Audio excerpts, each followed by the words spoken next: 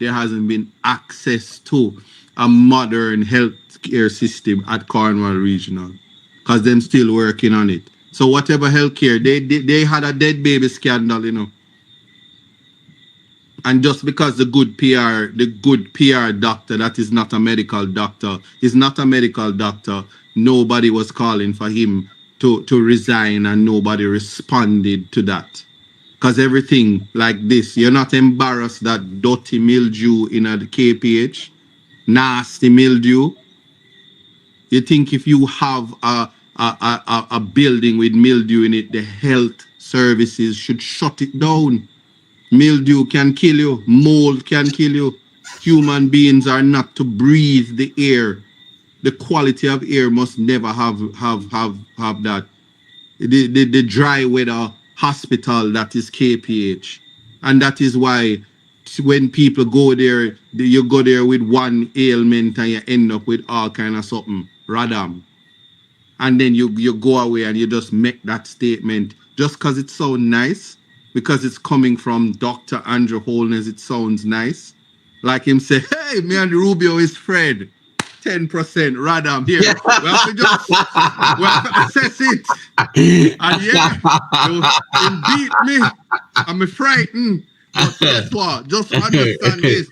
We have to come together and we have to make it work for us. And while we assess what that 10% liquid in our face, we stand alone as an island. So when them do it bad, we have to prepare for deal with what we deal with. But just two news reports ago, you know, we are our partners. We and Rubio and them is friend. And then you're talking about assessments of the 10%. But on top of that, everybody had an answer. But the finance minister, she didn't take up her pen and said, this is the effect of the 10%. And she didn't say, no, the 10% tariff reach where Radam way. Nobody say if you're pro-box, it now happen again. She hasn't said to anybody the effect of the 10%. We don't want to hear from Kamina, you know. Everybody just assessing. Yeah, Kamina. That is an assessment, no. Right, no. Hold on. Say that? Didn't you hear what the Prime Minister said last night at the opening of the Jamaican Expo? He's playing chess. He's playing chess with the tariff. Yeah. Hold on. Let me tell you something. Play what talk when talk no. I play chess, not drafts. Yeah, that is what I'm saying, playing with the tariffs. What a banger. Listen to him. So once we see the downside of the disruptive global order that we have now, we're not going to sit by and wait. There are opportunities that must be had. And so I urge my manufacturers, my business people, before you start to look at the negative, also look for the opportunities. In the past, we used to hope that good friendships will come to our rescue. In the past, there are those who believe the world owed us something. That is not my stance, and I have not run this government in that way. We must be prepared for shocks, and we must be resilient. We must be able to absorb the hit and recover. And we must put ourselves in a position to always be welcomed at the table to negotiate. The recent announcement by the United States government of a 10% baseline tariff on imports from all countries set to take effect on April 5th, 2025 introduces a significant shift in global trade policy, one that could impact Jamaica's market access to our largest trading partner. While the government of Jamaica has not yet received formal notification on the precise implementation procedures, including whether these new tariffs will override existing CBI provisions, we are actively engaging with the United States Trade Representative and other relevant authorities to seek urgent clarification. We are also conducting a detailed technical assessment in collaboration with relevant ministries and agencies to to fully understand the scope of these tariffs and their implications for Jamaica's trade and industrial policy. These developments do not reflect any erosion in the long-standing and strong bilateral relationship between Jamaica and the United States. Rather, it reflects a broader recalibration of U.S. trade policy that is global in scope.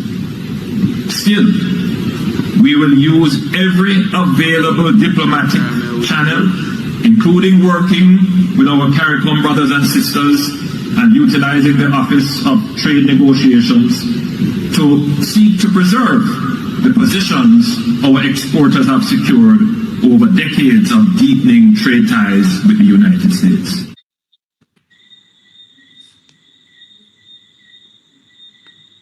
I want to say something to you, gentlemen. In the recent budget presentation, didn't you find it alarming that the Prime Minister nor the Finance Minister spoke to the implications of the geopolitics of China, US, and Mexico and Canada with all the tariffs that are happening? You didn't find that strange? And now the Prime Minister is going to tell the country about friendly partners. Him never expect the friendly partners. Me not understand him. Then him now going to say, let us go and find other routes.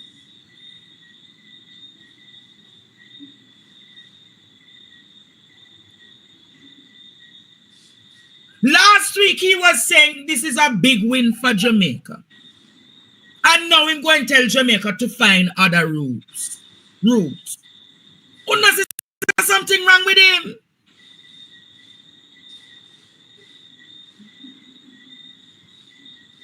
I play chess, not draft.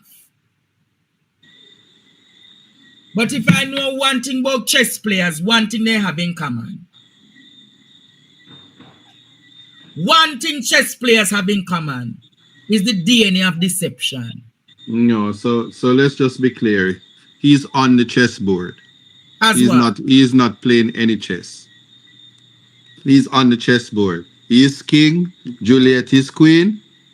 There she moves so. All of the little pawn them, you see them change them in the Senate like it's nothing. And then they give them minister position and them turn bishop and rook and horse and all kind of shit.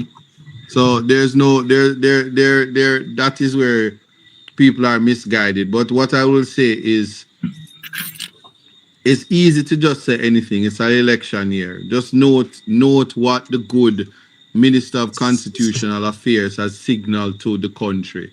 The Prime Minister is incapable of calling the election. He can't because he's losing.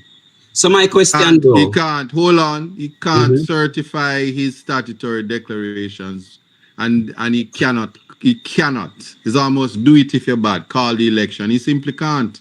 So my question and all though. of this last minute PR stunt to fix road and to promise that him gonna open park and him gonna open business centers and him gonna open this and him gonna do that and them gonna bring bus and them gonna extend runways and them gonna open ports and all of these things. His last minute wasn't done in the last 9 years and is an attempt to bamboozle the Jamaican people. So of course he thinks he's playing chess. But just know this. All people who play chess, they can be beaten. They ain't the only one playing chess. And he was outplayed by trying a big PR stunt. And Donald Trump just say, remember the last time I had you at the outside of the door? Like the good little boy that you are? Well, here is it now. Take this 10% and go explain to your people. So my That's thing all though. it is. So my thing though, the great chess player said that he's playing chess with the tariffs. So is it a part of his game, Andre and Isat, to not ask what is going to happen to Jamaica in the closed door meeting? Because I'm led to believe now that wasn't discussed. Because if it was discussed, I don't think it would catch them by surprise. I think once again, you guys are missing the point. This is your prime minister said that he's reducing duty and taxes on imports. Yeah, him a reduce the taxes on imports. Yeah, which would significantly affect the farmers. It and would Our local significantly farmers affect local the local economy, the the local producers, manufacturers in yeah, manufacturers. This is the man and the government that imported ice. So productivity in Jamaica is at an all-time low. And the little production we have in terms of it's going to compete now with all of the imported goods from the Jamaica. with everyone, no. So let's say we have coffee and Jamaican coffee is being sold on the international market for $10,000. Are you saying to me that because of the tariff, 10% will go on that $10,000 to make it 10,100? Also, right, let's say 10,100. But then America can say, but me have it for 9,500. That's what's happening. So what happened to the man them where spend them money already for it, go a foreign. And them have thing there to pay. It's the same thing happening. It's the same thing gonna beat Jamaica Brawlers Group, you know. But it beat them already, so them lose $1 billion in the first quarter. I said, from you know yourself, you ever hear a chicken business lose money? Not when I sat by so chicken. No, I'm going to ask again. In your lifetime in this country, have you ever seen Jamaica or have you ever seen chicken farmers losing money? And the answer to that is no. In fact, outside of a natural disaster, this has never happened in Jamaica's history. And the historians can come and the economists can come, but this is unusual. This is very unusual, and you can't just telling us that we should not depend on our friends. Jamaica is dependent on our friends, which is why in the budget he did not say anything about his dependence on China, his dependence on other nations that assist Jamaica. Jamaica is a developing country, and people hate when I say this, but when I'm not going to say it this time because I can't bother with the controversy. But we are a country that seek aid. Let me put it that way. And while you're at it, speaking of free money. Hold on, while we're talking about giving aid, when you remember the GoFundMe accounts, when you remember Will Rattigan said, donate to the One Jamaica Legal Defense, donate to the Super Chat. Anyway, we're a country that seek aid. Let me put it that way. And so we rely, just like how we rely on our brothers and sisters in the diaspora to assist us in our endeavors. Yes? And just like how my friends and my brethren them have to go to the Western Union and the MoneyGram to get the aid. And just like how the barrel community welcome the barrel from time to time. And just like how JN, we look forward to the recordings in summer. Greetings to my mom in Moko. Yes? And I hope it's recorded in summer. I bet you know. No, man, record something now. November, I must shoot too. Yeah, all right, just know say it start record from summer. Greetings to my mom. Yeah, we are a country that seeks aid. So it is disingenuous to say that we must depend on ourselves when we are ready, right as it is right now, with our partners. Many of them get the benefit. For years, Trinidad was getting the benefit when we talk about trading with our partners. A lot of our, even Carib cement, a lot of our products, we are always at a disadvantage. There was a time when you start to hear say banana is imported, all of the things that grow here, the banana industry died because of the trade agreements. So when you get a 10% tariff, 10% a whole heap, you know. It's true. 10% is a lot. Don't think about the Especially in a individual. country where there is little to no level of Of production. course, we are Off we the are no, not background- only that. off the Already background in a of- recession. Off the background, Yes. it's not no technical recession now in the No, Andre. it's like Our farmers are suffering. Off the background of the first quarter of January to March, recording a 0.8% decline in our economy. So it's no longer a technical recession now, you know. No, But but it's three Bradley straight quarter that, you know. The Bradley Avenue said the quarter. looking good. No, man, Ishmael. Bradley Avenue said in the quarter saw a 0.01%. You never hear that? Yeah, you never hear Flavor say. You never hear that? Our preliminary reports before the 10% tariff shows a 0.1% with a zero in front of it and another zero. Growth 0.1. The same. This is not the same identical amount that them get on them poll. When the poll did a shift, a 0.1% increase after then give away the whole of Norman Manley International future earnings. Bradley Avenue, I read that statistic upside down here. No, remember they have a mission that they must fulfill. But me not getting at that. Yeah, me not no time for Bradley. The mission, No, you mean the same mission like when them did bring out the former it's prime really minister? stupid. It really stupid, you know. Isa, listen. So it's a 0.8 decline, and off that background, you're going to tell people that the economy is still doing well, and then 0.01%. I mean, that's not true. It's 0.8. Statin has the thing, and then put it out. That's not true. So they must stop saying that. So I'm saying, how can you continue to say that the economy is doing well, and then because of that, here where you do now, you make sure you patch 2 road your stuff. You go buy 1 big yellow bus, and then because you have money in the CDF, you change the door from the right to left, which is a good thing. Change the door. So you wait until everybody start complaining, and you finally put out the bus, and then you go tell people say, everything is well, things are happening under your. No, it's interesting. you know when you know a country is bad, when you can see they are recruiting bushers, people for bush rule. No, not only that. In the recruit say What can go so? Sure, they say you must come down to Port Antonio and you must wear your dress shirt and your pants and your gentleman. And you must come and get recruited. See there? Pushing See right there, so come on Port Antonio. What It's a things dress are code. welcome. Business I said, casual. what you do so? This may be a button-up shirt and a pants, or polo shirt and jeans. Who make this? Debushing. Who make this? No man, let me tell you something. Jamaica. Let me tell you something. This is what they think of the people of Jamaica. I'm just making that clear. Seriously. I'm making that clear. But you know, and this is in response because when they do that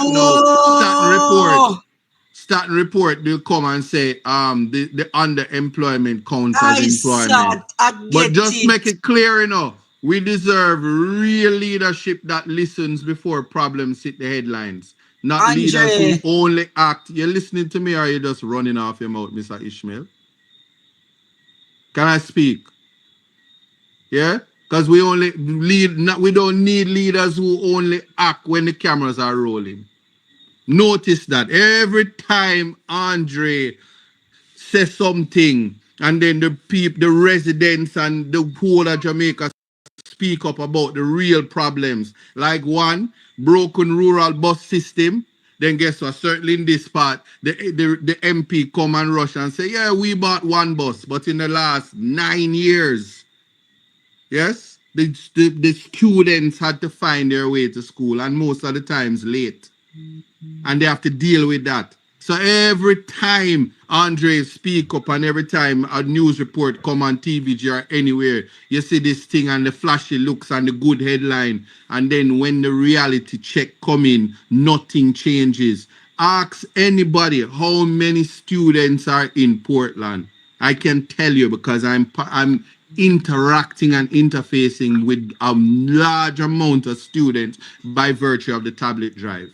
So the same way you have to provide individual tablets for students is the same way the mode of transport must be able to take them to and fro. So it's very insulting. I'm not bashing anybody because it's always you will the effort is what counts, but the real issues are we fixing them? Yes? So it's never about, and I'm responding to it because it's never about how pretty the bus is. It's about how long our students were stuck without a bus. So leadership has to mean anticipating problems and not reacting after everything hits the media. And there must be mature consideration and proper contemplation about the issues. So you shouldn't need bad press in an election year to promise that you're going to build houses. Talking to Bartlett now, you just all these years as the minister of tourism, you just decide that you're going to build houses, housing project for the workers. Huh? I'm not hearing you, Andre. For tourism workers, but yes. No, I just have to say that because no, I'm not finished. Just hear me. Real leaders follow through. Insult to people now. No, but just allow me to finish because I'm ranting. Yes, real leaders, they don't allow people to have to complain, and then that's when they follow through. Not after the news, you try to get camera roll and take shots. That's the difference. So when you're talking about you want to call it action, we have to start changing it now to real action. If you're gonna bring real actions and solutions, it's the voice of the people that matters. Yeah, not the media run, not the spotlight. And so I'm just addressing that right now because everything is reactive. From the Prime Minister having a whole people talking about, yes, my Prime Minister, are you bringing in Rubio? Are you the man to come about? I'm a chess player. And Jamaica must brace itself. We can't depend on our friends. Because your friends fry away.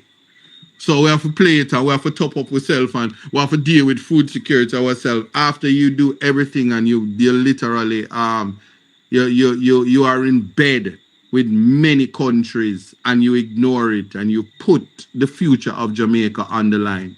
And we must be serious because you did a lot of things in America's backyard and then have the gall to talk about you're a chess player. Many things are happening and incompetence is what is happening to Jamaica. Incompetence with a combination of corruption, dishonesty, lack of integrity, and lack of capacity and ability. So the confluence of all of that, yes, me using the big word, the confluence of all of that is meaning that Jamaica will continue to reverse and reverse. And the only thing we need for reverse is all of the corruption that is going on and take them out. You're voting for your life. I will continue to say that. And if you want the future for your kids, you have to be serious about it and stop listening to all of this PR nonsense. So yes, the Prime Minister is right. A chessboard is on there. We see when he move around the pawns, even though I'm at least one of them don't fit in the pawn. That would be a very oversized pawn on a chessboard. But anyway, some become ministers and some just become backbenchers. But most of them are become the barking dogs that try to distract the nation from what is serious. And we have to be serious about that. So I'm done ranting for the night. But when people think about leadership, do not be deceived by all of this PR. And going back, Dr. Dawes, keep doing your thing. And anybody that have a problem for any citizen of Jamaica that is talking up about feces water, let's put it that way, dirty water, and people trying to use PR. For instance, that is why Justice Panton said, don't go in the parliament and drink no dirty water. You will become corrupted because they don't have a problem drinking dirty water. Put it that way. So carry your own and keep it pure. Pure water all the way. That's all I'm going to say. Thank you. I'm going to say again, when a government or an MP or people are going to recruit you to do bushing exercise and using bushing as a form of employment, it's an insult to the people. You know what bushing is? Bushing, me not think una get it. Bushing Jamaica. Una get one rake, or una get one cutlass, or una get 2 garbage bag, or una get the backhoe. And that is what them saying that them doing a recruitment fair for. What is this in this country? Bushing. Bushing! It's a form of politicking and canvassing, you know. That's what they're doing. Because normally this is what they do in the Christmas periods, in the gullies and the drains and the heavily gardened areas. That's what they normally do. And the councillors would, or the MPs would normally get a little allocation so that they can clean up and beautify the place. So now, and it's so funny though, say a Portland me see it though. Crash program work! Crash program!